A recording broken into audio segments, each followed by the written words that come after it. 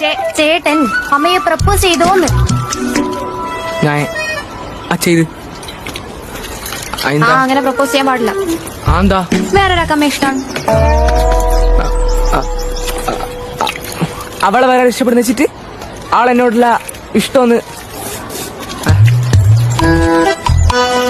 എന്നോടുള്ള ഇഷ്ടമൊന്ന് ഫീൽ ചെയ്താ മതി. മനസ്സിലായില്ലേ? മനസ്സിലായില്ല?